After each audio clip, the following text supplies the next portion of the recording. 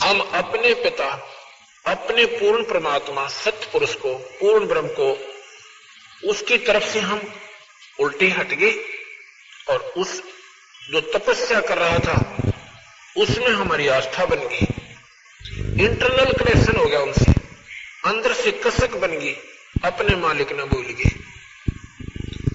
आकाशवाणी हुई थी कि नादानो, इसकी नादानी को मत देखो, ये अच्छी क्रिया नहीं है जो ये कर रहा है।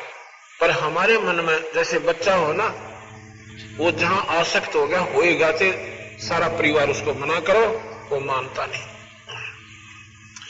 ऐसे हम इंटरनल कनेक्शन उसमें कर बैठे, ऊपर से ऐसे बैठे रहे।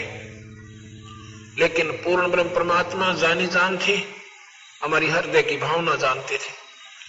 उन्होंने क्या किया, जब 70 युग तप किया, उसने मांगा कि क्या चाहता है बोलो, तो निरंजन कहने लगा मुझे जीव दे दो भगवान, मेरा अकेले का मन नहीं लगता। भाई जीव जब दूंगा, इनमें से कोई जाना चाहती है जीवात्मा ये यहाँ की, तो आप ले सकते हो, ऐसे जीव मैं अपनी मर्जी से नहीं दूंगा। इनसे पूछो अगर कोई तेरे साथ जाना चाहता है। तो हम तो सारे तैयार बैठे थे, क्योंकि उसके ऊपर आसक्त हो गए थे। वो बहुत प्यारा लगा था हमें ये ज्योति निरंजन। क्यों इसने वो तेरे की 70 युग तप किया, एक टांग पर खड़ा होके, और फिर 70 युग तप किया, ओहो ये तो बहुत कमाल कर दिया। और ये बीमारी आज हमारा लगी हुई है। हम किसी साधु को अगर तपस्या करते हुए देख लें और कहते हैं ये महात्मा 12 वर्ष से खड़ा है, बैठता को नहीं है, तो उसका प्रतिफल क्या होगा, उसका रिजल्ट क्या होगा, इसका हमने नहीं बेरा। पर हम न जरूर जानते हैं भाई है बहुत मुश्किल काम है जो ये कर रहा है, और कुछ ना कुछ इसको बहुत अच्छी प्राप्ति होगी। नहीं, तप से राज राजमद मानम, जन्म तीसरे शुक्र सवानम। तप का प्रतिफल क्या होगा, इस जन्म में जो तपस्या कर रहे हैं, अगले जन्म में छोटे मोटे पद पोस्ट गवर्नमेंट में हिस्सा हो जाएगा, कोई डिप्टी कमिश्नर बन जाएगा, कोई डिस्ट्रिक्ट मजिस्ट्रेट लग जाएगा, कोई 5 साल एमएलए या एमपी रह जाएगा, कोई मंत्री के पद न पाकर राजी हो जाएगा, और तीसरे जन्म में कुत्ते की जूनी में जाएंगे, गधे बनेंगे जो राम नाम को नहीं जपते। तप से कोई प्राप्ति अच्छी नहीं होती। तप से राज और राजमद मानम, जब राजा बन जाता है ये प्राणी, इसमें बहुत अभिमान हो जाता है। अभिमान वश इतने आंदस कर बैठता है कि फिर अगले जन्म में पशु जोनियों में चला जाता है, गधा और कुत्ता बन जाता है। ये मुक्ति का मार्ग तप नहीं है। लेकिन हमारे लिए तो एक महान काम नजर आया था कि वो तेरे की देखो तो ये कितने दिनों से खड़ा है। तो जी हम अपने मालिक न भूल गए, उस पूर्ण ब्रह्म परमात्मा जो सुख दाता है, जो दयालु भगवान है। हम इस ज्योति निरंजन की इस ड्रामेबाजी पर आसक्त हो गए। तो ये आया हमारे पास, हम तो पहले प्रश्न थे इसके ऊपर आसक्त हो रहे थे। इसने कहा कि तुम मेरे साथ चलोगे, वहां पर स्वर्ग बनाऊंगा, इसे बढ़िया बढ़िया हीरे पन्ने जड़ूंगा, और वहां पर बाग बगीचे बनाएंगे, मौज मारा करेंगे, बड़े खुश रहेंगे। हमने तो कहने लगा जो जाना चाहता है हाथ खड़ा कर लो, सतपुरुष ने कहा पूर्ण ब्रह्म ने। तो जी सबसे पहले जिस आत्मा ने हाथ किया था उसका ऑटोमेटिक नंबर भगवान के पास, पूर्ण ब्रह्म के पास पहुंच गया। और फिर हमने सभी ने ऐसे हाथ खड़े कर दिए, हाथ जोड़ लिए ऊपर ने कि मैं भी जाना चाहता हूं, मैं भी जाना चाहता हूं। असंख्यों प्राणियों ने इस काल निरंजन के साथ आने की स्वीकृति दे दी। जिस आत्मा ने पहले हाथ उठाया था उसको सतपुरुष ने अपने पास बुलाया कि ठीक है तुम जाना चाहते हो जाओ, पर एक काम करो कि हम तुम्हारे को जो इसको देना है ऐसे नहीं देंगे। उसकी लड़की बना दिया, बहुत खूबसूरत लड़की बनाया। उसका नाम क्या रखा, प्रकृति देवी। जिसको अष्टंगी कहते हैं। जगदम्बिका भी इसका नाम रखा गया, 8 भुजा जिसकी है। वो सुंदर लड़की बना दी। उस समय 2 भुजा थी, बाद में ये अपनी शक्ति प्रदर्शन के लिए 8 भुजा दिखा सकती है, नहीं 2 रूप में रहे, 2 भुजाओं के रूप में रहती है। उस लड़की को, प्रकृति को बनाया लड़की, और सभी जीवात्मा सूक्ष्म रूप में उसके अंदर प्रवेश कर दिया कि जितने जीव निरंजन चाहेगा, एक बार आप जबान से बोल देना, उतने जीव बन जाएंगे। शब्द से सृष्टि रची जाएगी। और जाओ निरंजन के पास, क्योंकि तुम निरंजन के अपनी सहमति से जा रहे हो। पर एक ध्यान करना, हम सभी आत्माओं को भगवान ने, सतपुरुष ने यह कहा था कि तुम ये सतनाम मत भूलना और ये सारनाम याद रखना। यदि तुम्हें वहां कोई आपत्ति हो, इस सतनाम और सारनाम का एक बार सिमरण करना हृदय से कसक के साथ, फिर मैं तुम्हें वापस ले आऊंगा। तो हमने सोचा बहुत अच्छा हो गया कि सतनाम और सारनाम हम याद रख लेंगे। वो और नाम है, ये सतनाम और सारनाम ऐसे नहीं, वो नाम न्यारे हैं, ये तो उनका एक वैसे प्रतीक बताता हूं। तो जी वो लड़की जो है इस काल निरंजन के पास, इसका नाम बाद में काल पड़ा, पहले ज्योत निरंजन था। ज्योत निरंजन के पास, ब्रह्म के पास वो लड़की लाकर छोड़ दी और कहा कि निरंजन, जितने जीव तू कहेगा, ये लड़की एक बार मुंह से बोलेगी, उतने जीव बन जाएंगे। ऐसा कहकर के उसको ये लड़की दे दी गई। अकेली लड़की को पाकर इस ज्योत निरंजन के मन में एक विशेष विकार उत्पन्न हो गया। वो कामातुर हो गया और अपने आव भाव को बदलकर बुरी नजर से उस लड़की को देखने लगा। उसकी गंदी गतिविधि को देखकर माई ने कहा, इस लड़की ने कहा कि निरंजन मेरे पास सब शक्ति है, जितने जीव तो कहेगा मैं बना दूंगी, पर यह गंदी सृष्टि शुरू मत कर। पर नहीं माना, एक भी नहीं सुनी। इतना कामवश हो गया कि उस लड़की को जबरदस्ती करना चाहा। वो लड़की भी तो उसी बाप की बेटी थी, सूक्ष्म शरीर बनाया और उसके पेट में समा गई। वहां से पुकार की कि पिताजी, इस निरंजन ने मेरे साथ ऐसे ऐसे दुर्व्यवहार किया, मैंने अपनी इज्जत की रक्षा के लिए इसके पेट में शरण पाई है, मेरी रक्षा करो। अब कबीर साहब कहने लगे, यानी सतपुरुष कहने लगे, देखा ना, ये कर दिए ड्रामे शुरू। उसने अपने पुत्र सहजदास से कहा कि जाओ उसके पेट से लड़की को निकाल दो और इस लड़की को इसको देकर 21 ब्रह्मांड समेत सतलोक से नीचे पटक दो। इस काल, इसका आज के बाद इसका नाम काल होगा। 1 लाख जीव रोज खाएगा, 1.25 लाख पैदा करेगा। ये ऐसी गलती का परिणाम इसको भोगना पड़ा। और हम अपने पिता ने छोड़कर, अपने मालिक ने छोड़कर इस नकली पति के अंदर आस्था कर ली। अपने पति को भूल के, उस सतपुरुष पूर्ण ब्रह्म को भूलकर हम इस नकली पति में आसक्त हो गए। और इस नकली पति ने फिर हमारे गिला के बनाई, 21 ब्रह्मांड समेत वहां से निकाल दिया और श्राप लग गया 1 लाख जीव रोज खाने का और 1.25 लाख उत्पन्न करने का। आज से तेरा नाम काल होगा। इस काल की 1000 भुजा है। 21 ब्रह्मांड को लेकर ये बहुत दूर आ गया और साथ में लड़की उसके पेट से निकाल कर दे दी, क्योंकि वो वचनबद्ध होकर दी थी और साथ में उसकी मर्जी से वो आई थी। अब उस माई ने फिर विनय की, निरंजन मेरे पास सब शक्ति है, जितने जीव तू कहेगा मैं बना दूंगी, यह गंदी सृष्टि शुरू मत कर। पर नहीं माना। जबरदस्ती शादी की और 3 बच्चे उत्पन्न हुए। बड़े का नाम ब्रह्मा रखा, दूसरे का विष्णु रक्षा और तीसरे का शंकर भगवान।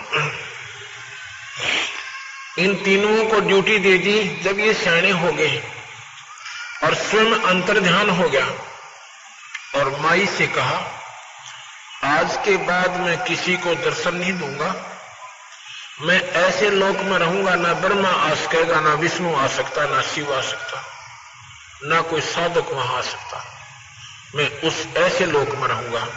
और तू ऐसे करना, माई से कहा। किसको?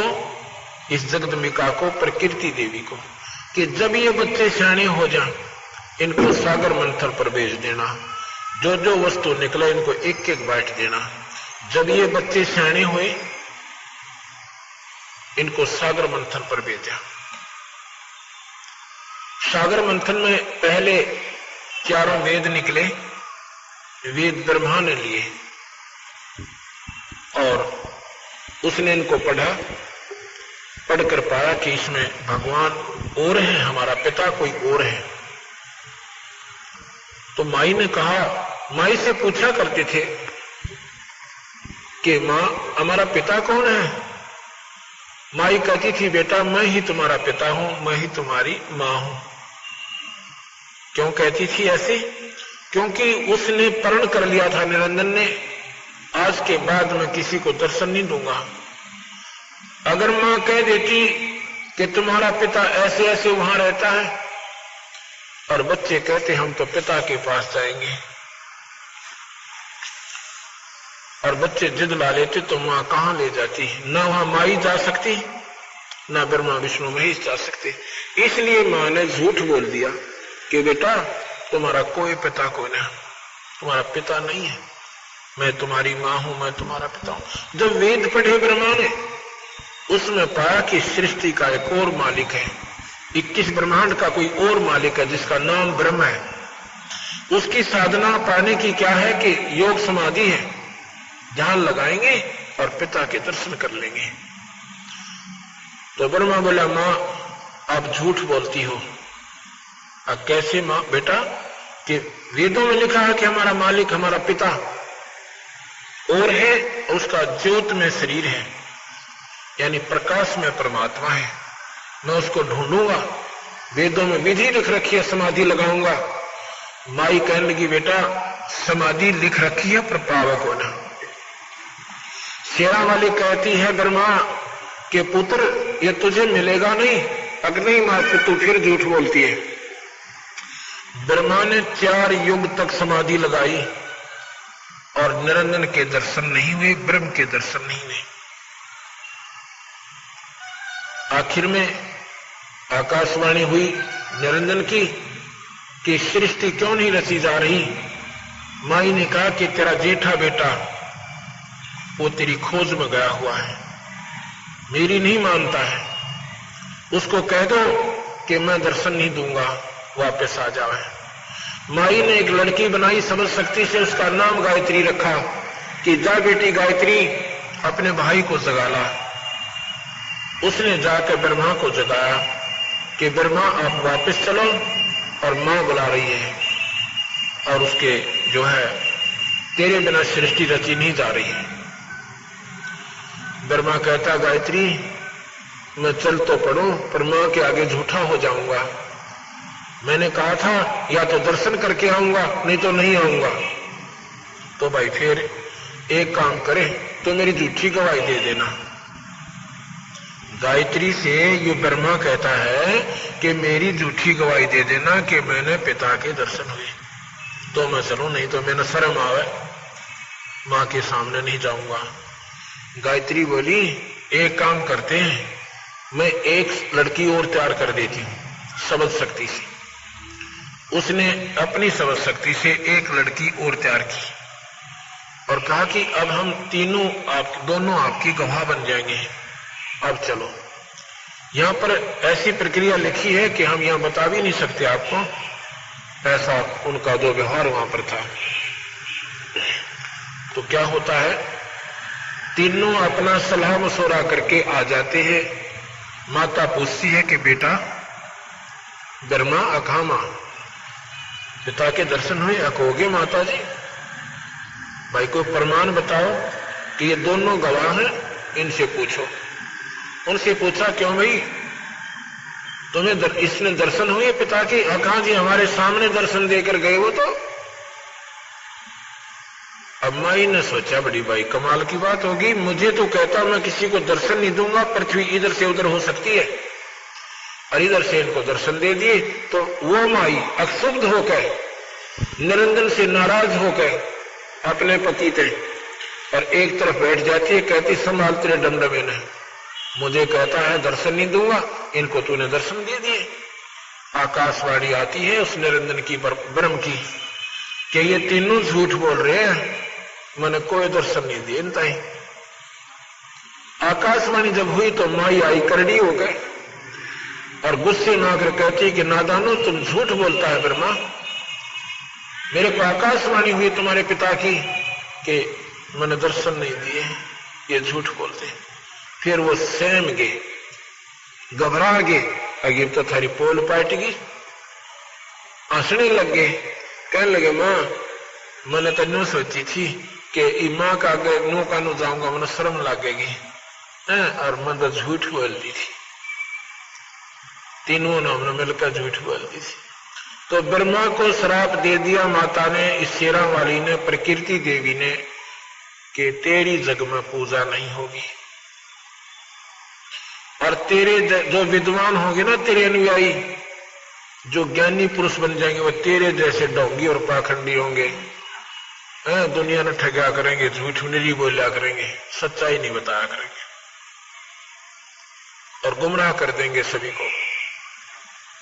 ब्रह्मा बेहोश हो जाता है ये बात सुनकर। गायत्री को श्राप दे दिया कि तू गौ बनेगी, और उसको पूपवती थी दूसरी लड़की, उसको श्राप दे दिया कि तू गंदी जड़ी बूटी होगी, गंदगी में रहा करेगी, तूने झूठ बोला, ऐसे ऐसे गलत काम भी किए। जब ये तीनों को श्राप दे चुकी तो आकाशवाणी हुई उस काल निरंजन की कि प्रकृति तेने श्राप नहीं देना चाहिए था, अब मैं तुझे श्राप देता हूं कि तू पार्वती तो द्रौपदी बनेगी द्वापर युग में, और तेरे 5 पति होंगे। अब माई कहती है कि निरंजन कितने नाच नचाले, तेरे वश होगी, अपनी गलती से मर गई मैं तेरे ऊपर और फंस गई तेरे क्यों नाच नचाले। ठीक है, एक तरफ तो कहता है कि सृष्टि चलाओ, इन बच्चों को डराऊं धमकाऊं नहीं तो यहां कैसे सृष्टि चलेगी, ऊपर से मेरे को श्राप दे रहा है, ठीक है मैं तेरे वश हूं, कुछ भी कर ले। तो वही ये शेरा वाली पार्वती बनकर आई थी, ना पार्वती के क्षमा करना, ये द्रौपदी का उसी का अवतार थी। अब क्या होता है, दूसरी बार फिर सागर मंथन करवाया, जब बच्चे सियाणे हो गए, बड़े बड़े हो गए। दूसरी बार जब सागर मंथन हुआ तो 3 लड़कियां निकली सागर मंथन में। बड़ी का नाम सावित्री रखा, ब्रह्मा से ब्याह दी। दूसरी का नाम लक्ष्मी रखा, विष्णु से ब्याह दी। और तीसरी का नाम उमा रखा, जो शिव से शंकर जी आकर शादी कर दी। और यहां से ये काल निरंजन की सृष्टि शुरू होती है। अक्षर पुरुष एक पेड़ है, निरंजन वा की डार, ये तीनों देवा शाखा है भाई, पात्रो संसार। ध्यान से सुनना इस दोहे को। अक्षर पुरुष है पर ब्रह्म, और निरंजन है ब्रह्म, और तीनों देवा फिर शाखा है, ये पात्रो। अक्षर पुरुष एक पेड़ है, यानी पर ब्रह्म एक पेड़ है, और ब्रह्म उसकी डार, डार माने मोटी डारी। एक तो तना जो नीचे निकले जमीन से ऊपर, उसको तो समझो परब्रह्म, उसका मोटा डाला लगा हुआ, मोटी मोटी तना है, वो डार है, उसको समझो यो निरंजन। और उस मोटी डार का फिर 3 शाखा है, ये ब्रह्मा विष्णु में। लेकिन जो जड़ रूट है, नीचे जो रूट रहेगी ना जड़, वो पूर्ण ब्रह्म है। अब यहां ध्यान से सुनना, इस एक दोहे से, इस एक ही दोहे में सारी सृष्टि को महाराज ने बता दिया परब्रह्म एक पेड़ है और ब्रह्म बाकी डार और ब्रह्मा विष्णु शाखा है, ये पात रूप संसार, ये समझ लो इसको। और रूट कौन है? वो पूर्ण ब्रह्म है, जहां से सारी सृष्टि निकल कर आई है। अब यहां पर आपको मैं कबीर साहब की वाणी सुनाता हूं और इससे आपको ज्ञान होगा। ये जो कथा मैंने आपको बताई है, इसको कथा मत समझना, ये सच्चाई से परिपूर्ण समझना। धर्मदास जी को कबीर साहब बताते हैं, धर्मदास ये जग बोराना, कोई न जाने पद निर्वाणा, यही कारण मैं कथा पसारा, जग से कहिए एक राम नियारा। आप ये 5-6 दिन सत्संग अवश्य सुनना, इसमें आपको परमात्मा की परिभाषा आज तक आपने नहीं सुनी होगी, वो सुनाई जाएगी और तभी आप परमात्मा की तरफ एक विशेष रुचि बनाओगे कि भगवान है क्या, परमात्मा कहते किसे हैं। यही कारण मैं कथा पसारा, जग से कहिए एक राम नियारा। राम क्या चीज है? उसे गॉड कहो, राम कहो, अल्लाह कहो, खुदा कहो, रब कहो, ये भाषा भिन्न शब्द है, शक्ति एक ही है। राम शब्द एक शक्ति बोधक शब्द है। जैसे साहेब कहते हैं, जैसे ऐसा तो साहेब है, और भाई जैसे मंत्री साहब, मुख्यमंत्री साहब, प्रधानमंत्री साहब, साहेब शब्द एक शक्ति बोधक शब्द है और जिसमें जितनी शक्ति है उतना ही वो साहेब है। ये राम शब्द समझो, 3 लोक के राम हैं, ब्रह्मा विष्णु महेश, यानी 3 लोक के साहेब हैं। ये 3 लोक के राम हैं, इससे ज्यादा शक्ति नहीं है। जैसे मंत्री जो है अपने विभाग में वो फुलफलेज होता है, लेकिन वो पूर्ण शक्ति युक्त नहीं है। डीएम डिस्ट्रिक्ट मजिस्ट्रेट, जिसको डिप्टी कमिश्नर भी कहते हैं, वो भी शक्ति युक्त है, वो भी साहेब है, पर अपने डिस्ट्रिक्ट लेवल तक ही साहेब है। इसीलिए राम शब्द है। 3 लोक के राम है ब्रह्मा विष्णु महेश, 21 ब्रह्मांड का राम है काल निरंजन, ये यहां का मालिक है 21 ब्रह्मांड का, और 7 शंख ब्रह्मांड का मालिक है परब्रह्म। वो परब्रह्म जो राम है वो 7 शंख ब्रह्मांड का, अनंत करोड़ ब्रह्मांड का, अनंत करोड़ ब्रह्मांड का ओवरऑल कंट्रोलर जो राम है वो पूर्ण ब्रह्म है। उसको सतपुरुष राम कहते हैं, उसको सत साहेब कहते हैं। जैसे प्रधानमंत्री और ऑल कंट्रोलर और ऑल साहेब है, सबके ऊपर साहेब है। मंत्री अपने राज्य में साहेब है, मुख्यमंत्री अपने राज्य में साहेब है, चीफ मिनिस्टर जो होते हैं। इसी प्रकार ये 3 लोक के राम हैं ब्रह्मा विष्णु महेश, केवल 3 लोक्स ओनली 3 लोक्स। उसमें कौन कौन से हैं? ये मृत्यु लोक, स्वर्ग लोक और पाताल लोक, और लोक और भी बहुत हैं। उनका मालिक कौन है? वो परब्रह्म यानी ये ब्रह्म है। और इन सब के ऊपर 21 ब्रह्मांड और सब 7 शंख ब्रह्मांड के ऊपर जो परमात्मा है वो राम है, वो कबीर, वो पूर्ण परमात्मा है। और उस पूर्ण परमात्मा के अवतार कबीर भगवान आए हैं। जैसे विष्णु जी के अवतार राम और कृष्ण आए हैं, ऐसे ही पूर्ण परमात्मा सतपुरुष के अवतार कबीर साहब और गरीबदास जी आए हैं। यही कारण मैं कथा पसारा, जग से कहिए एक राम नियारा। यही ज्ञान जग जीव सुनावो, सब जीवों का भरम नसावो।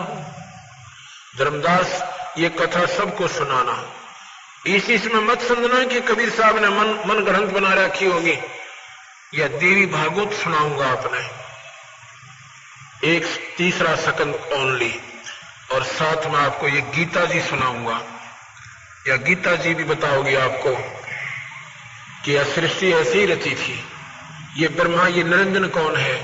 ये ब्रह्मा विष्णु महेश का पिता है। और फिर इस गीता जी में लिखा है कि उस भगवान का जहां अर्जुन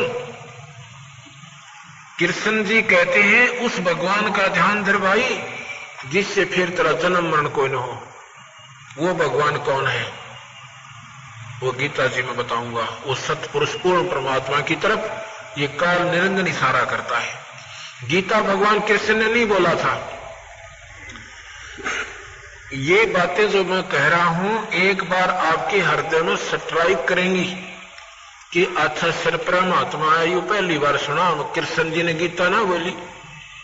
कृष्ण जी ने गीता नहीं कहा। कृष्ण जी के शरीर में ये गुप्त शक्ति काल निरंजन प्रवेश किया। 1000 भुजा का भगवान, 21 ब्रह्मांड का मालिक, और भगवान कृष्ण के इस शरीर में प्रवेश करके बॉडी में उसने अपनी ब्रह्म का श्रेष्ठ ज्ञान गीता जी के रूप में हमें दे दिया। गीता जी 1 नंबर शास्त्र है इस ब्रह्मांड का। इससे उत्तम शास्त्र नहीं है भक्ति के मार्ग का। बाकी ज्ञान जानकारी पुराणों में भी ठीक है, वो केवल नॉलेज है, वो ज्ञान है। इसमें वो ज्ञान है जो भक्ति की तरफ प्रेरणा करता है। किस भक्ति की? ब्रह्म तक की। इसमें ओम मंत्र है। ओम मंत्र ब्रह्म की उपासना है। हमने परब्रह्म भी छोड़ना है और वापस पूर्ण ब्रह्म के पास जाना जहां पहले रहती थी। ब्रह्म की साधना से आपको स्वर्ग नरक 84 लाख दुनिया, स्वर्ग नरक 84 लाख दुनिया ये आपकी नहीं मिट सकती। लेकिन पूर्ण ब्रह्म की साधना से आपका जन्म मरण नहीं होगा। इस स्वर्ग से भी उत्तम स्थान आपको मिलेगा। यही कारण, यही ज्ञान जग जीव सुनावो, सब जीवों का भरम नसावो। यही बातें, ये कथा सबको बताना और सबका भ्रम मिटाना। अब मैं तुमसे कहूं चिताई, तेरे देवन की उत्पत्ति वाई। अब मैं धर्मदास तुझे बताता हूं, ध्यान से सुनना। क्या? इन तीनों देवताओं की उत्पत्ति कैसे ये पैदा हुई। कुछ संक्षेप कहूं गौराई, सब संशय तुमरे मिट जाई। बरम गए जग वेद पुराना, आज राम का मर्म न जाना। ये भोली भारी आत्मा वेदों और पुराणों में उलझ गई। उस आदि राम का, उस परमात्मा का किसी ने भेद नहीं जाना। सतपुरुष का भेद किसी ने बेरा नहीं पाटा, ज्ञान नहीं हुआ। राम राम सब ज्ञानी सुने सो हृदय लाई, मूर्ख सुने तो गम नहीं आई। जो विचारवान पुरुष होंगे, जो बहन भाई, जब हमारा सत्संग सुनो एकदम निरपेक्ष हो जाना, इष्टवादी मत बनना। इष्टवादी बनकर सुनोगे तो ये बात आपको खटकती रहेंगी और ज्यादा खटक जाएंगी। आप एकदम बिल्कुल साफ कोरे कागज बन जाना थोड़ी देर के लिए और फिर ये ध्यान से सुनना। क्या कहते हैं? ज्ञानी सुने तो हृदय लगाई, मूर्ख सुने तो गम नहीं पाई। जो विचारवान बहन भाई होंगे इनको पुनर्विचार करेंगे और गहराई से सोचेंगे। ये शास्त्र हमारे पास रखे, इनको फिर पढ़ोगे। ये शास्त्र किसी जाति मजहब के नहीं है, नहीं, ये उस समय लिखे गए थे जब कोई जाति थी। ये मजहब नहीं थे, जातियां वर्णाधार पर थी, कर्म आधार पर थी। अब तो हमने परंपरा बना दी। जो चाम का काम नहीं करते उनको भी चमार कह रहे हैं। अब चरमकार कौन होते हैं? जो चाम का काम करे, वो किसी जाति के भी। तो उस जब ये लिखे गए थे ना कोई हिंदू था, ना मुसलमान था, और ना ही कोई सिख या ईसाई था। ये मानव मात्र के यानी बहुत पुरातन शास्त्र हैं आत्म कल्याण के लिए। जब हम इन शास्त्रों को देखते कहते थे हिंदुओं के हैं, हिंदू भी ना थे उस समय। महाभारत में आपने सुना हिंदू कहीं? महाभारत में हिंदू नाम भी नहीं था, ना मुसलमान था, ना कोई और था। उस समय के ये शास्त्र लिखे हुए, ये निरपेक्ष शास्त्र है, ये बिल्कुल सही शास्त्र है। इनका लेखक एक है, वेद व्यास जी। 4 वेद और गीता जी, 18 पुराण, ये सभी, और सुख सागर, महाभारत, इन सब का राइटर एक है। कोई ने सोचा दूसरे राइटर ने गलत लिख दी होगी, इनका राइटर भी एक ही है। जिसने पुनर्स्थापित की। गीता जी को भी उसने वेद व्यास ने लिखा है। तो अब ये सोचना पड़ेगा अपने दोबारा। ज्ञानी सुने सो हृदय लगाई, मूर्ख सुने सो गम नहीं पाई। तो नादान आत्मा होंगी, उठकर चली जाएंगी, ऐसा महात्मा है। कहता है कृष्ण जियों से भी ऊपर कोई शक्ति है? कृष्ण जी तो बहुत निम्न सत्र के भगवान है, सबसे छोटी इकाई के ईश्वर है। आप ध्यान से सुनना, और गीता जी आपको प्रमाण देगी इस बात का। मां अष्टंगी पिता निरंजन, ये जम दारुण बंसन अंजन। पहले कीन निरंजन राई, पीछे से माया उपजाई।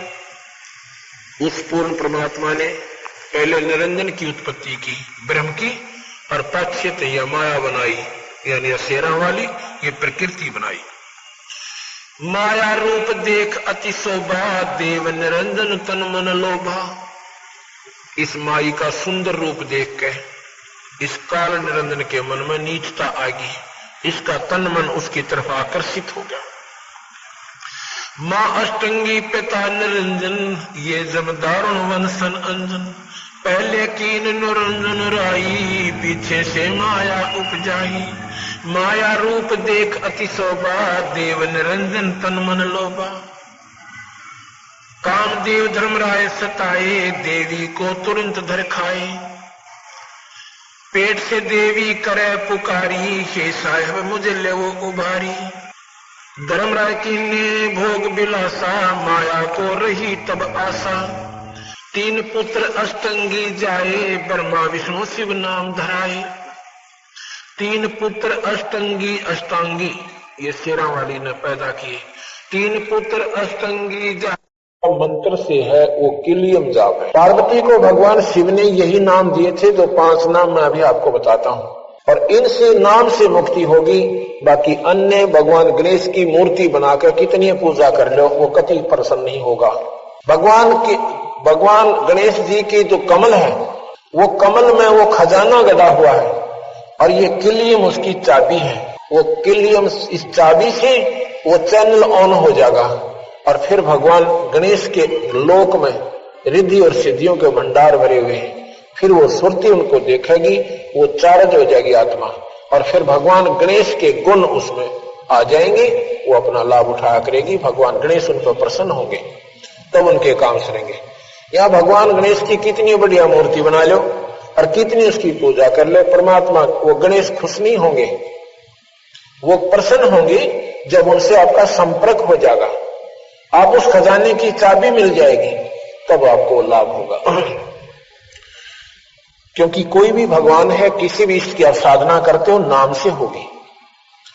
अन्य साधनाओं से भगवान प्रसन्न नहीं होते, नहीं तो नाम दान की कोई भी महिमा नहीं होती, ना कोई जानता कि नाम भी कोई दान होता है। तो उसमें पार्वती को कहते हैं कि देखो, अब जैसे प्राणायाम किया, दोनों श्वास चल पड़े, आत्मा अंदर पहुंची, सुषुम्ना के माध्यम से एक नाड़ी जाती है, वो पहले मूल कमल में खुली जाके। अब कहते हैं देखो यहां पर इसमें गौरी आदि गणेश मनावो, किलियम किलियम जान लगावो। प्रथम मूल कमल को जानो, चतुर पंखड़ी लाल बखानो। 4 तो पंखड़ी है, लाल रंग है, और गणेश जी वहां पर देव रूप में विद्यमान है। आप देखो उसमें, जब भगवान गणेश के ओरिजिनल दर्शन करो, मूर्ति के दर्शन से कुछ नहीं होना। आगे बताते हैं, इसके बाद पार्वती को कह रहे हैं कि दिखा तूने, यहां पर भगवान गणेश दिखाई दे रहे हैं।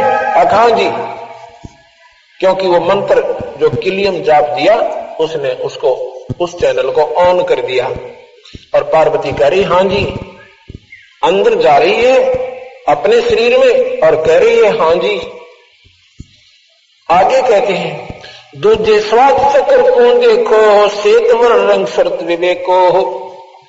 उसके 2 उंगल ऊपर एक स्वाद चक्र है, उसकी 6 पंखड़ियां हैं, कमल के फूल जैसी उसकी आकृति है।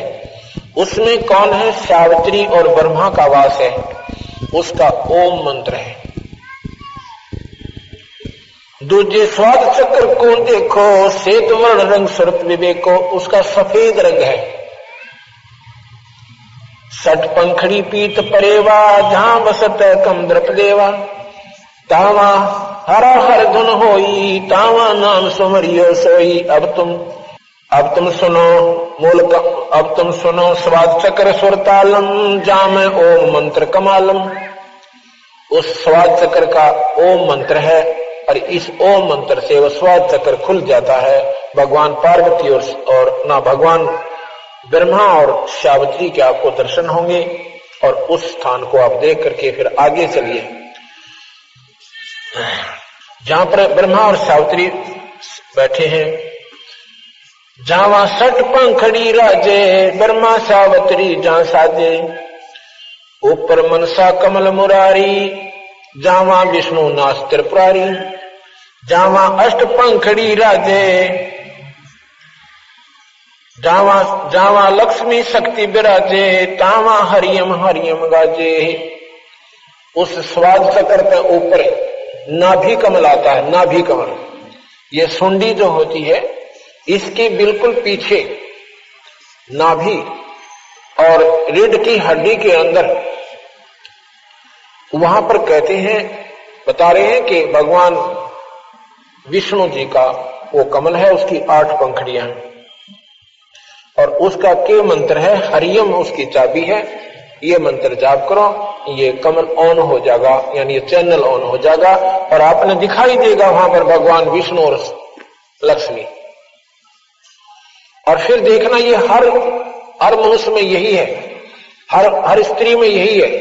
मानव शरीर परमात्मा पाने के लिए बहन और भाइयों के लिए भगवान ने खुली छुट्टी दे रखी। इसमें कोई स्त्री पुरुष में कोई भिन्नता नहीं है। जो चैनल हमारे लगे हुए हैं ये सब समान है, इसमें जाति और मजहब से कोई संपर्क नहीं। तो इनको जो हम देख ले, ना तो मधुर दो बने, ना भक्ति नारी रहे। कोई साधना बताता है, कोई साधना बताता है। ये हमारी मनमुखी साधना है, जिन्होंने इस शरीर को ढूंढा नहीं और इस शास्त्रों को खोजा नहीं। जब ये शास्त्र और हमारे अंदर के कमल एक मिल जाएंगे फिर हमारी भक्ति श्रेष्ठ है और हम अपना सही मार्ग पर चल रहे हैं। तो यहां पर क्या बता रहे हैं, विष्णु जी का कमल है जिसकी 8 पंखड़ियां हैं और उसका हरियम मंत्र है। उस हरियम मंत्र से वो कमल खिल जाएगा। ये कमल क्या है, जैसे आपने देखा होगा ना, ब्लेडर होता है, ब्लेडर जो बच्चे गेंद खेलते हैं, वो हवा रहित जब होता है, वायु नहीं होती तो चिपक जाता है। ऐसे वो पंखड़ियां चिपकी हुई है। ये जिनकी भक्ति नहीं बनी हुई, ये पंखड़ियां हर कमल की ऐसे बुसी पड़ी है, ऐसे चिपकी हुई है। इस नाम के जापते उनमें हवा भरी जाती है। अधिक नाम जाप करना पड़ेगा तो वो धीरे धीरे धीरे धीरे ऐसे खिल जाएंगी और बिल्कुल ऐसे कमल बन जाएगा। जब वो खिल जाएंगे तो उनके बीच में एक बहुत टिकारी सी होती है, एक सुई की नोक टिक ऐसी एक रोशनी सी निकलेगी। फिर ये आत्मा रोशनी को जल्दी कैच करती है, उस रोशनी के ऊपर इतनी ध्यान देती है कि एकदम दूरबीन सी बन जाती है और उस कमल के अंदर हो रही सब प्रक्रिया उस हंस को सामने दिखाई देती है। उस लोक में भगवान विष्णु दिखेंगे और साथ में लक्ष्मी मां दिखेगी और फिर आपको उस नाम की कमाई से वो कमल खिल जाएगा और आपके भगवान विष्णु की प्राप्ति होगी। ऐसे तुम स्थान उस लोक में स्थायी स्थान पाओगे। उसके बाद क्या बताते हैं कि यहां हृदय कमल है। ये दोनों सतनों के जो निशान हैं इनके पैरेलल आ जाइए यहां और बिल्कुल बैकबोन के पीछे, तो वहां पर हृदय कमल है। ये दिल नहीं, एक कमल है न्यारा, हृदय माने बीच में, मध्य। उसमें 12 पंखड़ी का एक अंतड़ियों की बनी हुई कमल के फूल की आकृति है, उसकी 12 पंखड़ियां यानी पतियां हैं और उसमें सोहम मंत्र है उसका। उस सोहम नाम से वो खिल जाता है और खुल जाता है, चैनल ऑन हो जाता है। भगवान शिव के लोक की पार्वती और शिव आपने दिखाई देंगे और फिर आपकी भक्ति उस लोक की प्रफुल्लित हो जाएगी। ऊपर अब सुनो, हृदय कमल कमालम झामा द्वादश दल का ख्यालम। अब तुम हृदय कमल कमालम, उस हृदय कमल को के कमाल दिखाता हूं, उसके अंदर हो रहे खेल दिखाता हूं। उसमें द्वादश दल का ख्यालम, द्वादश माने 12 कमलों का एक फूल है।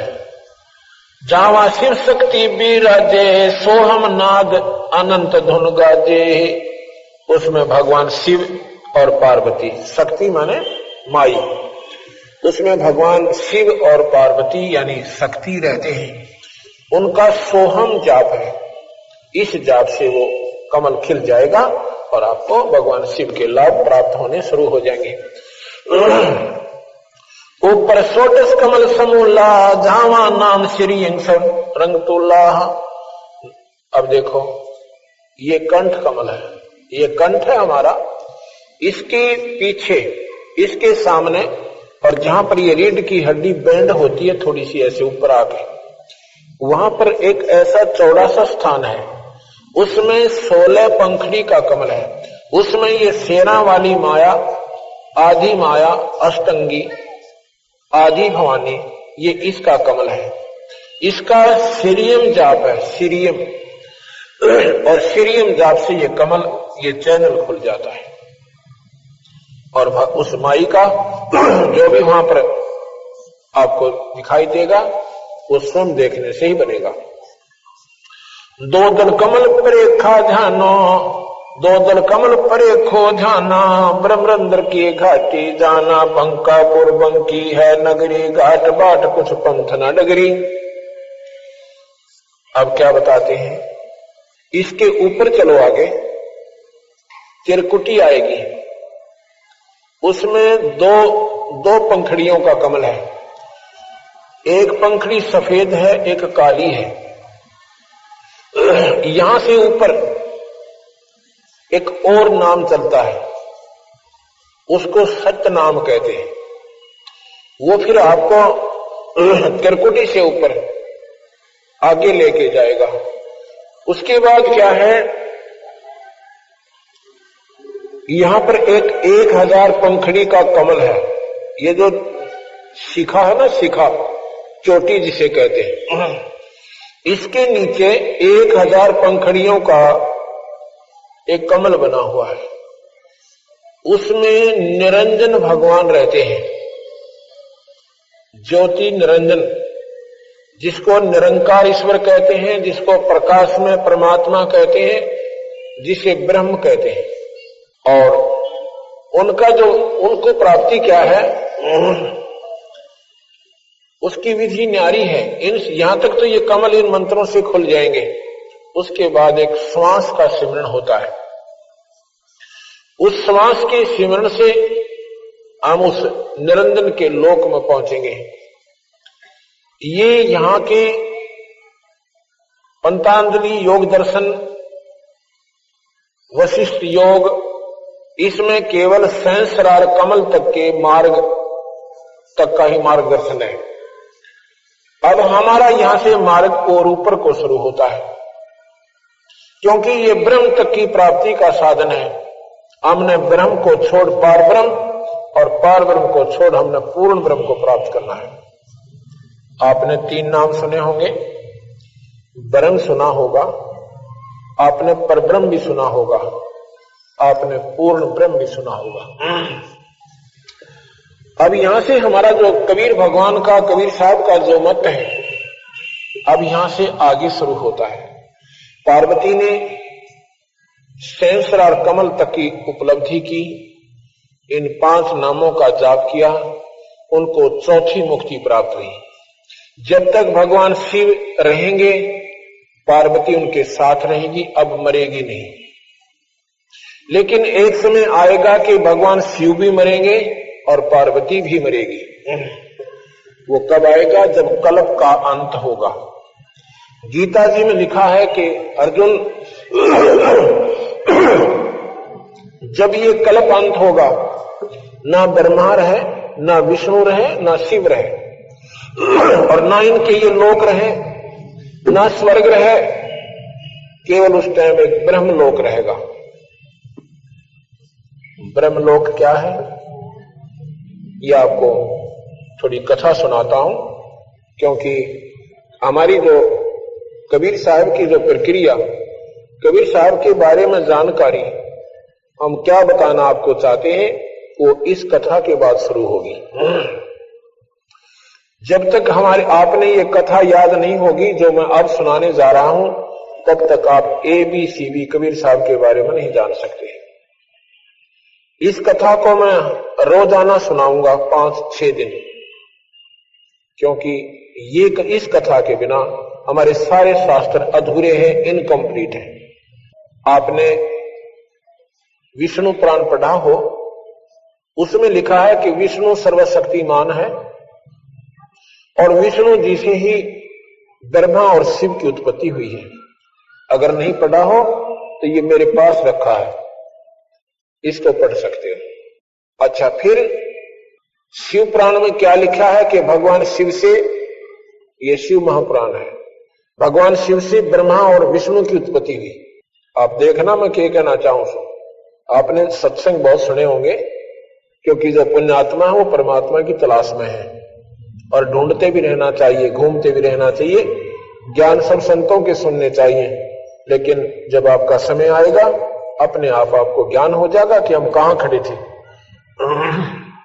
ये देवी भागवत महापुराण ये पढ़िए, इसमें क्या लिखा है कि ये ब्रह्मा विष्णु महेश की माता है। शेरा वाली ये जो माता आप देख रहे हो शेर पे, ये ब्रह्मा विष्णु महेश की माता है। तीसरे सकंद में पढ़ियो इसको। और इनके पिता कौन है? ज्योत निरंजन सनातन भगवान, और यह इनकी मां से तीनवा की, ब्रह्मा विष्णु महेश की ये माता है। और इनके पिता कौन है? ज्योत स्वरूपी निरंजन ब्रह्म सनातन भगवान। गीता जी के 5वें अध्याय के, गीता जी के 14वें अध्याय का 3, 4, 5 श्लोक पढ़िए।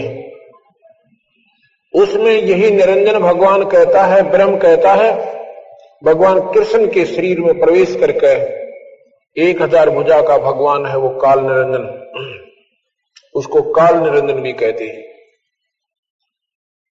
तो वो कहता है कि प्रकृति तो मेरी पत्नी है। प्रकृति कौन? ये शेरा वाली। और ये सब संसार इसी से उत्पन्न होता है। आगे कहते हैं कि ब्रह्मा विष्णु महेश ये प्रकृति से उत्पन्न हुए, इस शेरा वाली से उत्पन्न हुए। 14वें अध्याय का 3, 4 और 5वां श्लोक आप पढ़ सकते हैं। अब मैं क्या बताना चाहूं तो इन सारे शास्त्रों को सुचारू करेंगे कबीर साहब के ज्ञान से। आपने ब्रह्म सुना, परब्रह्म सुना और पूर्ण ब्रह्म सुना, लेकिन इसका भेद नहीं पाया। हम किसी विद्वान पुरुष से पूछते थे कि ब्रह्म और परब्रह्म में क्या अंतर है, वो कहते थे वही ब्रह्म है, वही परब्रह्म है। ऐसा नहीं है।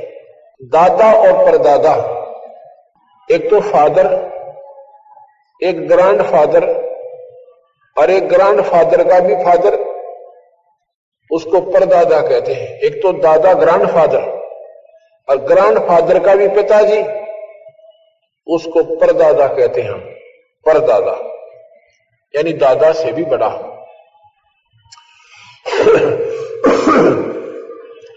ब्रह्म और परब्रह्म और पूर्ण ब्रह्म, ये 3 परमात्मा है, ये 3 भगवान है। ब्रह्म 21 ब्रह्मांड में इसकी प्रभुता है। इस ब्रह्म के 3 बेटे हैं, ब्रह्मा विष्णु महेश। इन तीनों को 3 लोक का राज्य दे रखा है। 3 लोक के अंदर इनकी प्रभुता है। ब्रह्मा शरीर बनाता है, विष्णु पालता है और शिव जी संहार कर देता है। ये काहे को, ऐसा क्यों करते हैं ये नहीं मालूम, हमें बताएंगे। एक समय की बात है, एक धर्मदास नाम के सेठ थे। वो भी जैसे हम अपनी साधनाओं पर आरूढ़ हैं, वो भी ऐसे आरूढ़ थे। राम और कृष्ण के तगड़े उपासक थे, उपवास रखते थे, एकादशी का व्रत रखते थे, तीर्थों पर घूम कर अपनी मुक्ति चाहते थे।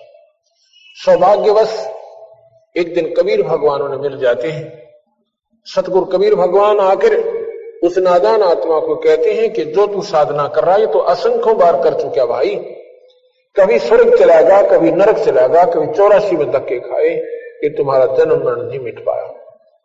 उसने पूछा भगवान फिर कहानी किस हिसाब से, वो समझाइए। कबीर साहब बताते हैं कि हम सभी आत्मा पहले सतलोक रहते थे। सतलोक पूर्ण ब्रह्म परमात्मा का स्थान है। सतलोक सतपुरुष पूर्ण ब्रह्म, उस पूर्ण ब्रह्म का स्थान है। हम सभी आत्माएं वहां रहती थी। ये कुछ भी नहीं था। अभी आपने आरती में सुना है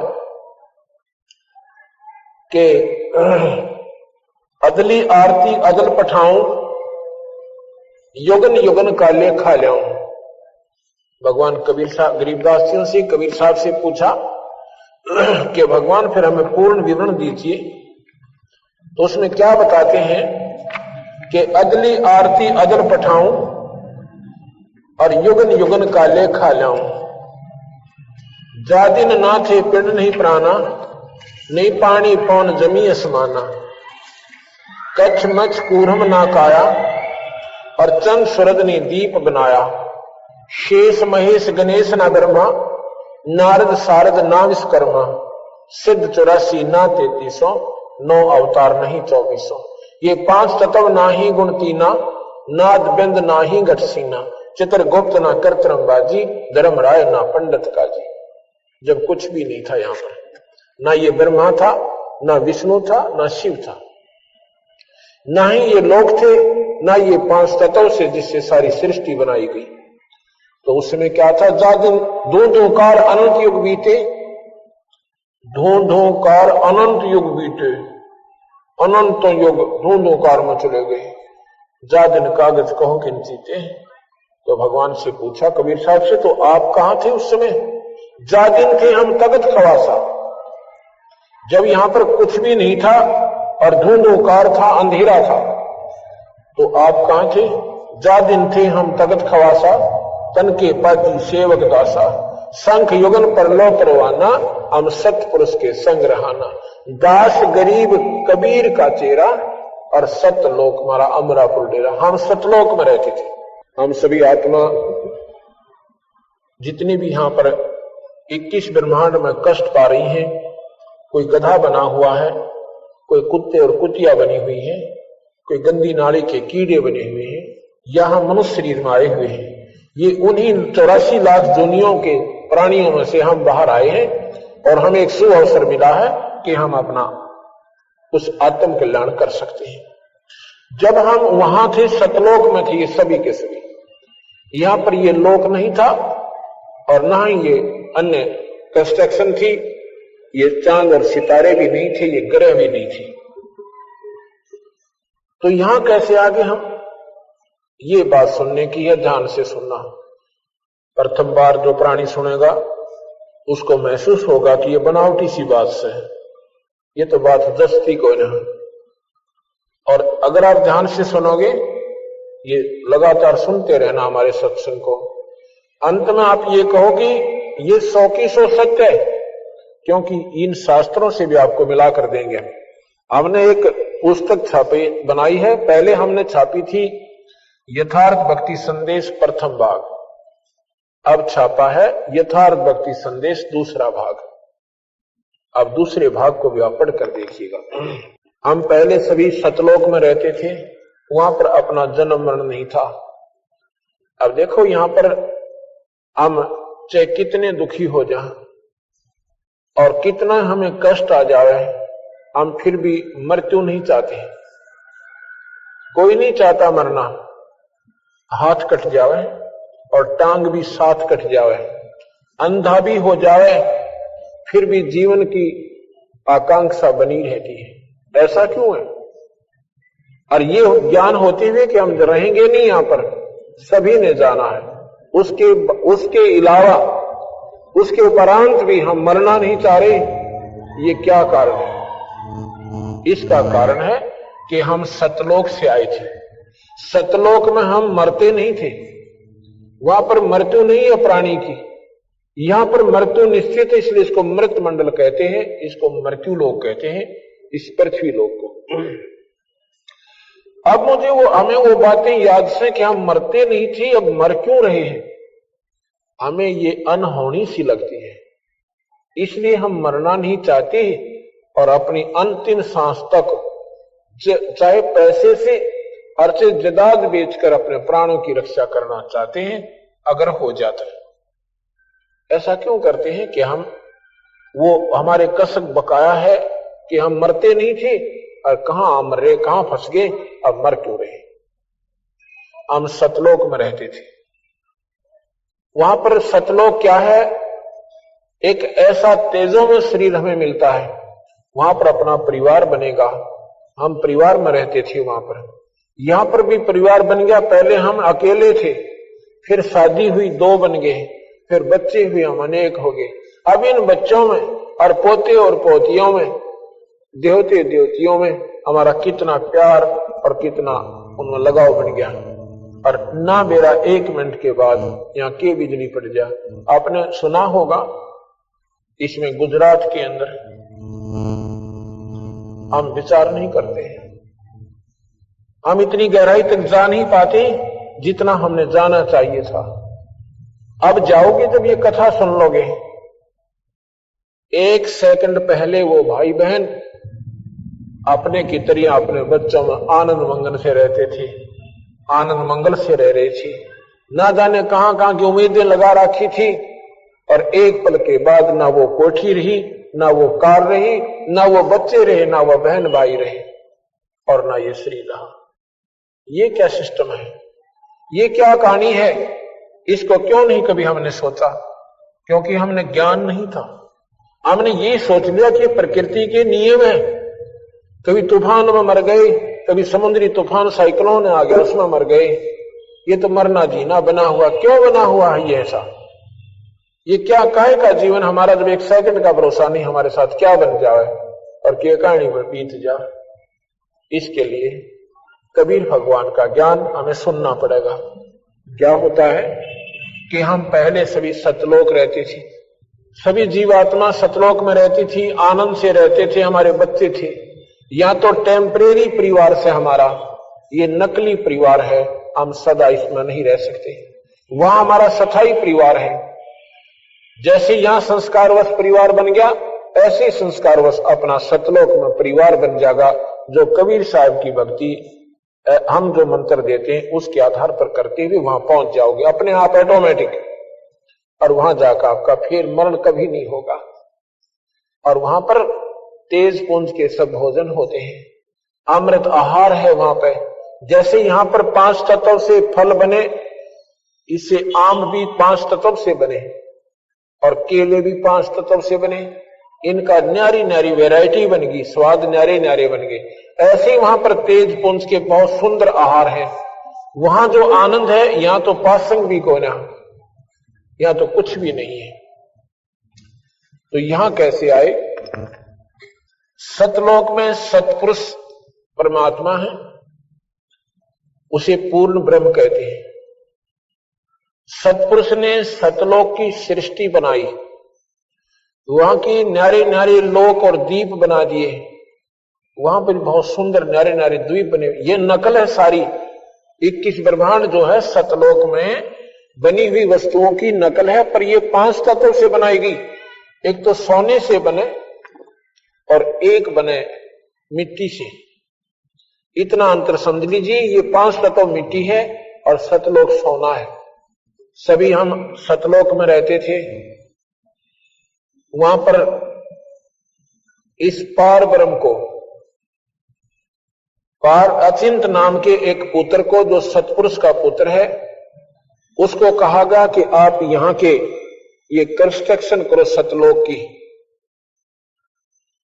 उस अचिंत ने अपनी शब्द शक्ति से इस पार ब्रह्म की उत्पत्ति की, जिसे अक्षर पुरुष कहते हैं।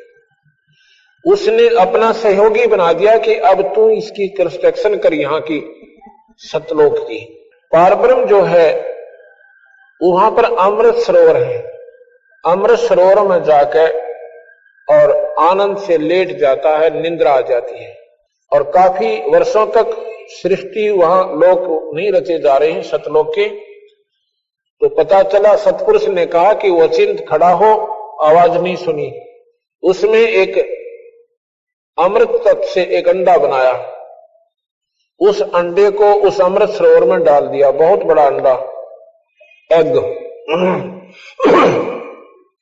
और जब वो अमृत में उस सरोवर में जा रहा है गड़गड़ गड़गड़ करता हुआ, तो पार ब्रह्म की आंखें खुल जाती हैं, निंद्रा भंग हो जाती है। जब निंद्रा भंग होती है, इंसान एक कोपित नजर से देखता है। जो कच्ची नींद उठ जाते हैं, कच्ची निद्रा भंग होती है, तो कुछ क्रोध सा होता है। उस कोप से उसने दृष्टि से देखा, किसने? पार ब्रह्म ने। तो उस अंडे को देखा तो वो फूट जाता है, अंडा दो भाग हो जाता है, उसमें से इस ब्रह्म की उत्पत्ति हुई। अब ध्यान से सुनना, उस अंडे से इस निरंजन की उत्पत्ति हुई, ज्योति निरंजन की। ज्योति निरंजन कहो, इसे ब्रह्म कहो। तो जब ये अंडा फट गया, उसमें वो निकला, आकाशवाणी हुई सतपुरुष की। उन्होंने कहा कि तुम दोनों बाहर आओ। परब्रह्म से कहा कि तेरी ड्यूटी लगाई थी कि तूने यहां सृष्टि रचनी थी, यहाँ की कंस्ट्रक्शन करनी थी, और तू निंद्रा में था, इसलिए हमने तेरे को जगाने के लिए ये अंडा छोड़ा था। अब तेरी दृष्टि से ये फूट जाने से इसमें से ज्योति निरंजन निकला। अब उन तीनों को, अचिंत, पारब्रह्म और ब्रह्म, ब्रह्म कहो, ज्योति निरंजन कहो, इसे काल भगवान कहो, और परब्रह्म, ये तीनों एक लोक में रहने लगे। कुछ दिनों के बाद इस ज्योति निरंजन के मन में आता है कि ये स्थान हमारे लिए बहुत कम है। बाकी 16 भाई हैं, वो तो न्यारे नारी रह रहे हैं, और हम एक लोक में रह रहे हैं। तो इसके मन में के खरपतवार उगया कि मैं अपना न्यारा राज रचूं, और राज पाने के लिए तप करना होता है। 70 युग तक इस काल भगवान ने, ज्योति निरंजन ने, इस ब्रह्म ने 70 युग तक उस पूर्ण ब्रह्म परमात्मा का आसरा तकिया और तप किया।